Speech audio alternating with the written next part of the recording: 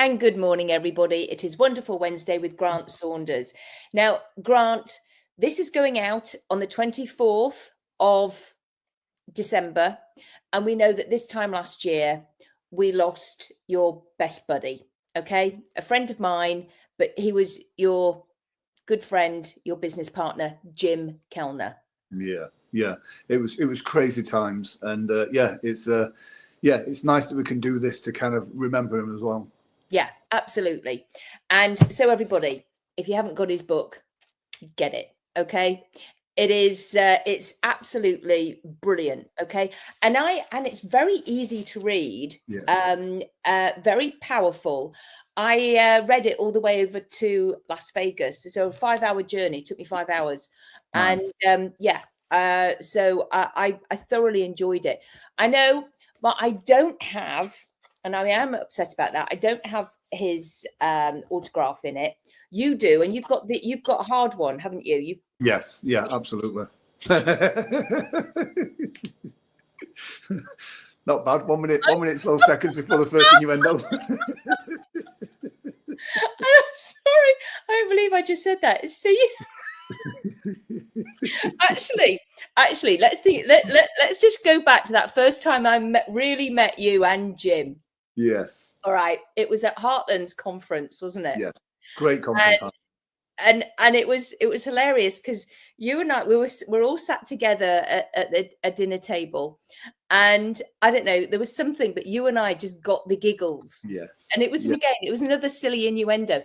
That my friends who are watching this, that is English humor. Oh, absolutely. And it's ridiculous.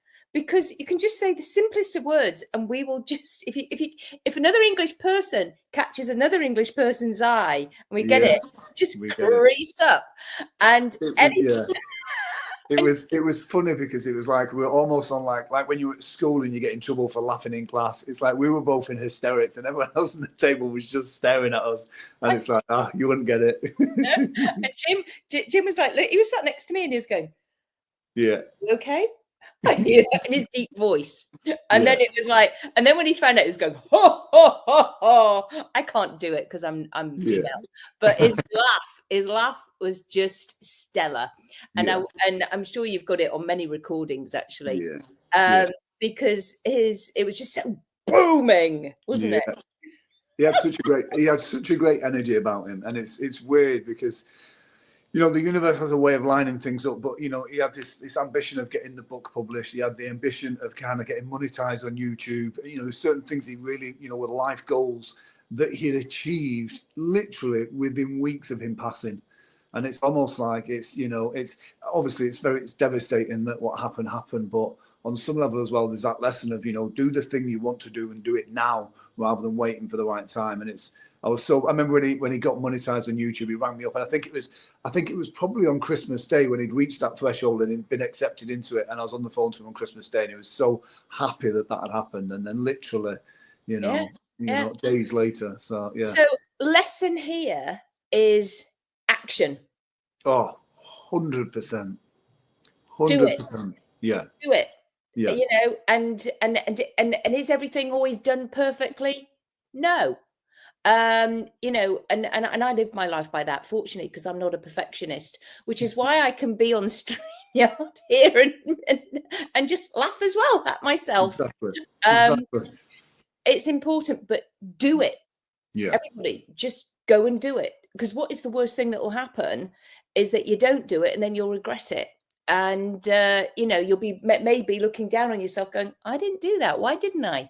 I wish I'd have done it. I wish I'd have started sooner. It was one of the things that me and Jim connected with, but one of the things that Jim was very passionate about. Mm-hmm. He met lots of people within the hypnotherapy and hypnosis community that, you know, had the dream of going full time, have had the dream of going on stage, have had the dream of doing this, but not actually doing it. And so he was like, you know, don't do more trainings, go do and work, learn it, then come back and then train and get mentors and stuff. And so, it's one of the things that was Jim's superpowers, was connecting people that were the right people to kind of, that person can help you go on to achieve those goals. So, yeah. Yeah, no, absolutely. And I know he encouraged Victoria Gallagher as well, because he had a stage show and he was doing it. Yeah, And he said, come on and do some of it. yeah, And she loved it and she had a ball. And so she did it. And you know what? I mean, we both know that I've started doing some stage, and I'm doing it. You know, I might not be doing it brilliantly, but I'm doing it. We've all got to start somewhere. Everybody. exactly. And there's something about it, you know, making it almost an innuendo-ish, but it is like losing your virginity. It takes so long, and you're so worried, and you're so panicky about that first time, and then once you do it, you're like, wow, I want to do more of this. I might not be very good at it, but I want to do it again. See, there you go. You got red there now. Exactly. But it's so true. The amount of people, I mean, especially we have the Performing Hypnosis Summit, and it's great to see newbies to the industry. And Joe Beth talked about it beautifully. And it's like, sometimes it's just about, once they've got the knowledge, it's about kicking the birds out the nest so that they can fly. Yep. You know, and that first show is that once you do it, you're like, oh, right, now I get it. Yeah. Well, I was like, because it was my first show, and I was like going, and I still am. I'm like, oh my God, they're doing this. And my amazement, I'm having hysterics as well, thinking, what are you doing? Yeah. It's like, you know, so they're doing all these like mad movements or whatever they're doing. And I'm like, going, no, you can sit back down or do this, stay seated. It's fine. It's, and I'm like, I think, oh my gosh, God, this is crazy. I think every hypnotherapist should do one show at least once, just because it's so different, but it's the same, and I think it gives you a real deep understanding of it as well. And Jim was a big advocate of that all hypnotherapists should be out there shouting from the rooftops about what they do, because the biggest problem that we have as hypnotists is people have these weird misconceptions about what it is that we do. Or they just don't know anything about it. So standing up and kind of making yourself seen and heard is the best thing you can do. Yeah, well, it's very true, because I'm, as you know, known as more clinical stuff. And so in my area, it's like people see me as this, and then now they see me actually showing it. Yeah. Plus, I put in a lot of good stuff in as well. Yeah. For the whole crowd, and I really love that I am now giving the opportunity for everybody to feel the good benefits of it. Yeah. And they go, well, gosh, if you can make you do that or feel hot, or you can make somebody feel cold as well so quickly, well, how brilliant is that for menopause? You know, how brilliant is it? It's like it, or for pain control or anything like this. You can heighten somebody into an emotion, and then you can make them laugh as well. Yeah. And it's like, well, what? How are you doing that? Yes, we can. It's one of the laughter routines, one of my favorite routines. And I always say to the audience, when you get them all giggling and being silly and laughing out loud, I always say to the audience, now look at their response. Laughter is a real emotional response. You know, you can't, when someone fakes laughter, you can see it. And so when the audience sees them in that real emotional response, it lets them know that actually you can control your emotions through your thinking. Absolutely, yes. And then you've, you know, I mean, there's so many things we could go on forever, to be honest, about how wonderful this is. But I think it's really important because we see people with a lot of fears, fear of being sick, fear of this, the fear, and a lot of that is to do with the smell of something. So if you can make somebody next to you, you know, you're sensing them, they smell really foul. And then they smell delicious. How cool is that? So actually, what else can we do around vomit, around, you know, all sorts of things where there's fears? It's absolutely phenomenal. And I don't mind saying I've actually had quite a few clients from my shows. Yeah, it's a great way of doing it. Again, it's something that Jim was always kind of evangelical about, as in like, you know, as a hypnotherapist, there's no point playing small. You know, a lot of hypnotherapists come to it and they don't want to have ego, they don't want to have this. But the reality is you've got to put yourself out there. You know, the amount of times Jim would put people on stage, or he would get them to do demonstrations. Lots of times in Vegas, we'd do the walk around and do street hypnosis, just to help people have that courage of just doing it. It's okay to talk about it. It's okay to kind of, you know, this is the books I've read, here's the course that I've gone. But he was a big advocate of people actually getting out there and doing it. So, yeah. And Jim really championed people. Yeah, 100%. He was a real people person. Oh, absolutely. And yeah, it's so I can only imagine how much you've been missing him. I mean, what has it been like for you? Honestly, it was and still is devastating. It's probably one of the hardest things I say to get over. I don't think I have, and I always feel guilty in saying that, because I know he has a wonderful wife who is in it as more pain of grief than what I am. But still to this day, it's like, you know, we ran a business together, but we were best friends as well. And, you know, he was friends with lots of people. I don't take ownership of Jim's grief. But yeah, after what happened, it was nice that we had the summit straight afterwards. And it was great to see everybody there. And there was some real emotional, I've never been at a conference when you look and you see half of the people there in tears. Yeah. And a shout out to Michael DeShalit and the guys at ISHA, the International Stage Hypnotists Association. We have a ceremony for when people become members, like an induction ceremony, an initiation. But also the Magic Guild have a broken one ceremony when one of their members passes. And Michael DeShalit put together this ritual, which was the broken pocket watch, which is when that chain is broken. And I stood there and cried in front of everybody. Michael did such an amazing job of doing that. And I looked into the audience and saw everybody else crying as well.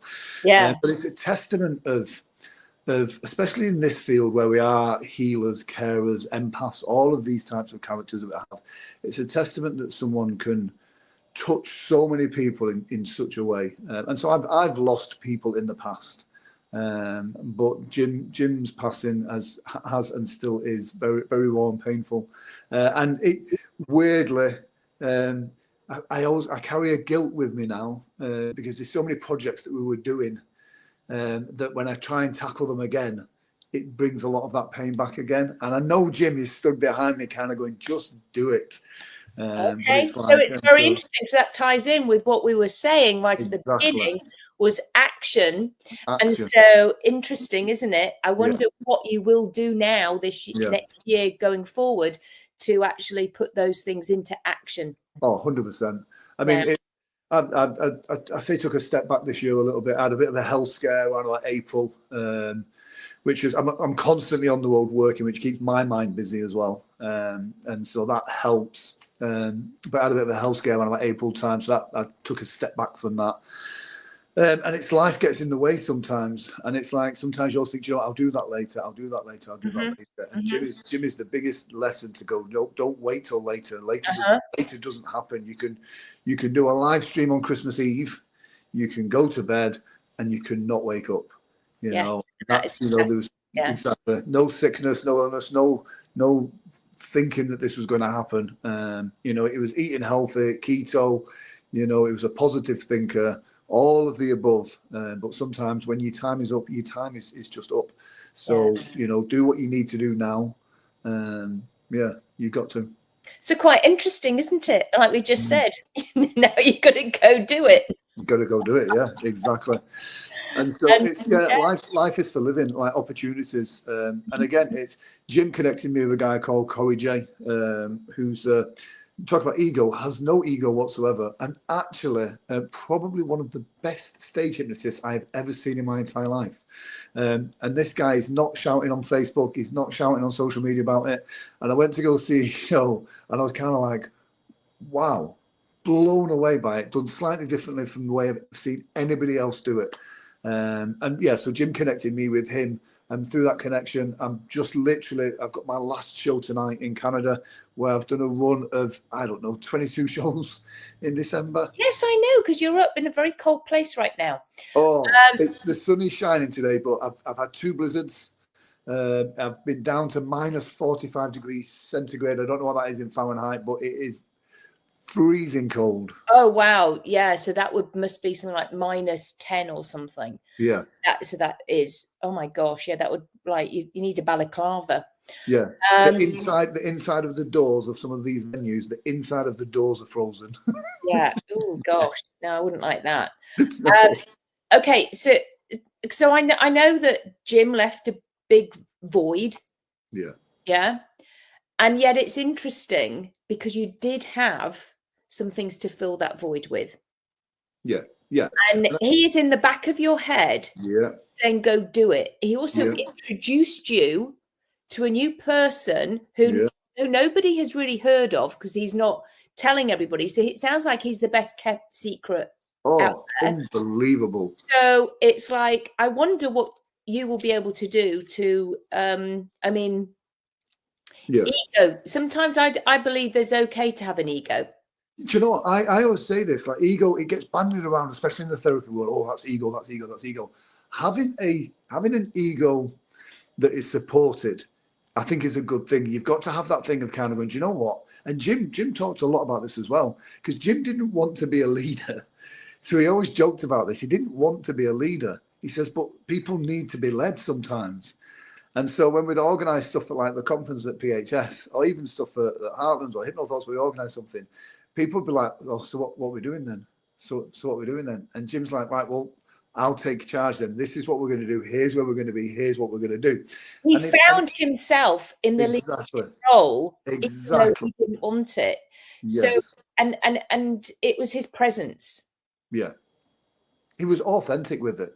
He wasn't doing it because he wanted to be the world's best hypnotist. He wasn't doing it because he wanted loads and loads of money. He always did future work. He was always planting seeds for both himself and other people. And again, there's a lot to be said for that. So he wasn't always like, oh, here's a new person, I'm going to sell them a course and take all their money off them. He always got frustrated with that because he's like, you know, he says people take the shiny courses, not the courses that are going to help them. They just do the ones that they think that they should do. So, you know, he was a big advocate of actually, you know, taking action, doing work, earn the money, then do the course. What you learn from that, apply it. Don't just go on the course and then go, that's great, I've now got a workbook that I'm going to do nothing with. Apply it into your practice, apply it into your stage shows, apply it into your business. And then when you earn more money from that, then spend that money on more training. Don't just, I agree. Don't just spend the money. Yeah. I agree.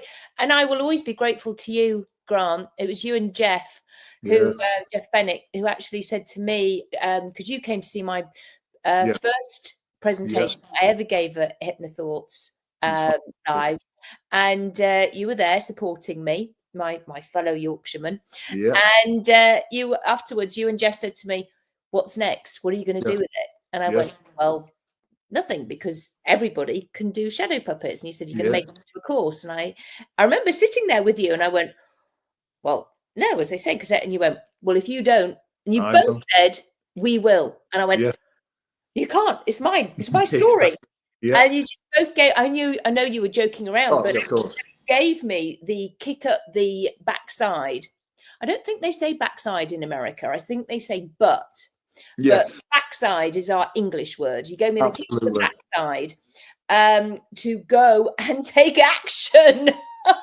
I know we've looked into that word. But it's the thing that inspires people to take action. And it's weird because we all like nice things, nice cars, nice houses, nice food, nice things. But you say to someone, if you do this, you can have these nice things. And they go, okay. And they don't do anything with it. But then if you say, if you don't do this, this terrible thing will happen and it'll be taken from you, you know, or a bad thing will happen, then people go, I'm going to do it quickly. And then they go and they do it. And so it's I did it really damn quickly. I really did. Exactly. And that's it. It's when you have a sense of urgency for something, you think like, do you know what, I'm going to get it done. And you do and you get it done. When you don't have that sense of urgency, when you don't think, oh, someone's going to steal it and do it, you kind of go, oh, I'll take my time, and oh, the logo's not quite right and the colours aren't quite right and these words, and you think all the things of why it's not perfect. Whereas when you think, shit, I've got to get something done and get it done now, you get it done. And action, even if it's not perfect, you learn so much more from doing than reading. Excellent. So now go and take your own medicine. Yes. Yeah. Yeah, absolutely. Absolutely. This was absolutely perfect. I feel as though Jim has been here, like sat on your shoulder. You see? Yeah. Yeah. You Yeah. told her to go and do it. Now it's like it's your turn. There was a moment round about April. Like I said, I was a bit poorly in April. To be fair, I was working. I'm very grateful of the work that I get as a stage hypnotist. I cannot complain about that at all. I'm very fortunate to get the work that I get. It's not because I'm the best hypnotist, not by a long shot, but it's just it just works, and that's great. The downside to that is I don't say no to shows sometimes, so I have a ridiculous work schedule like this month. And that caught up with me. So I think the grief of Jim, plus a ridiculous work schedule in order to deal with that, caused me to be very poorly for a short space of time. In that moment, Jim's wife sent me, because she's an artist, and I was literally sat in the office having just a feel sorry for myself moment, and this poster tube arrives in the post. I thought it was from Dan Goyette, because he likes to send me some weird stuff sometimes, and I opened it. And it was a pencil drawing that Maya had done of me and Jim. And literally, I'm in the office. I've got Alan and Ebony and a couple of people in the office with me, and just cried for a solid 20 minutes. It was the most beautiful thing I've ever received. Yeah. And yeah. One thing I'm looking forward to connecting with Mai and his stepdaughter again at performing hypnosis in Vegas, because it's been, selfishly for me, for my grief, it's been really difficult for me to stay in contact with Mai, because it's still raw for me, and it's one of the things I feel terrible about. That I would love to have kind of gone, Jim, I'm going to look after her, I'm going to message her every day and make sure she's good, but it's every time I try and message her, it always brings back that pain for me as well, and I always feel guilty for that, because she has her pain that she has to deal with, but she also knows that I've spoke to her about it. So Yeah, you're being open, you're being authentic, you're being real about it. Yeah. And, I mean, the fact that you're able to feel your grief so openly as well, and cry, and even talk about it on here is really vulnerable, but it's also good, because nobody felt worse from having a old cry. And it's important to feel your feelings. We know that, instead of suppressing it and suppressing it. And it's a good time to kind of talk about it as well, because I also know now, and it happens quite often on Facebook, you've kind of got those memories from last year when Facebook brings up memories. Yeah. So again, it's exactly, and it's like, I know that there's a wave of that about to happen. And it's weird, because there's, like you said, there is a strength in being vulnerable, and that's what this process has taught me. And I was always a controlled type of person, because we're British, that's what we do, and Jim's grief was the first time I felt, I mean, I lost my mum going to a show and still went on to do the show, and so for me, I always thought like, I don't get affected by those types of things. And then the Jim thing just hit, but it taught me that it is okay to be vulnerable. There is a strength in that, and so, it's okay to feel the feelings. Yeah. And maybe that was what you had to learn. Yeah. It's so we thank you, Jim, as well, for causing action for Grant to feel his feelings. It's like, cheers, buddy. $1 million would have been a better lesson, I think. You know what I mean? Jim, if you're there, maybe I could have done without that one. You know what I mean? Yeah. Rather than feeling feelings, I'd sooner feel like Egyptian cotton. Cheers, Jim. Thanks for that. Yeah. Thanks. Your life sucks. Yeah. Exactly. Yeah. Oh my goodness. Do you know what? I hope people do have time to watch this, and they can see. And Jim would probably be laughing at this as well. He probably is. Yeah. It's really weird. I mean, there's certain things that happen that Jim would have just, like his funeral, his memorial service. I don't know if I told you, but I ended up in a bit of a ruckus. Yes, I do know there was a yes. So and it's, again, I was emotional, and then someone was saying some stuff, and I'm like, you're not doing that at Jim's memorial service. So I'm like, straight. Bear in mind, we're live streaming it straight down the front, out the back, and on the live, you can just hear screams and shouts coming from the foyer. And at the time, I felt terrible, but then I thought, you know what, Jim would have absolutely loved that. So yeah, so I think I'm going to put it in my will that at my funeral, I'm going to pay someone to stand up and go, "This is all wrong." No. Yeah, exactly. No, it was a nice service. Yeah. Oh, wonderful. All right. Well, thank you for watching, everybody. Thank you for being on here, and we send our love to Mia and Maya and to daughter, their daughter, and yeah, and just prayers to for and for you, because I know it is we know you've just been open about it, so it will always be hard. Yeah, exactly. Always. I don't know if I ever want the pain to go away, to be fair. Do you know what I mean? It's a constant reminder, and that pain reminds me that I need to work harder. Yeah, there you go. Take action. Exactly. So and I think that needs to be our biggest takeaway for you, for everybody watching this. Take action now. Now, exactly. Don't wait. Yeah. Awesome. So thanks for being on here, Grant, and thanks for watching, everybody. It's goodbye from me, Claudia Ricard, and it's goodbye from Grant Saunders. So take care, everybody. Bye now. Bye.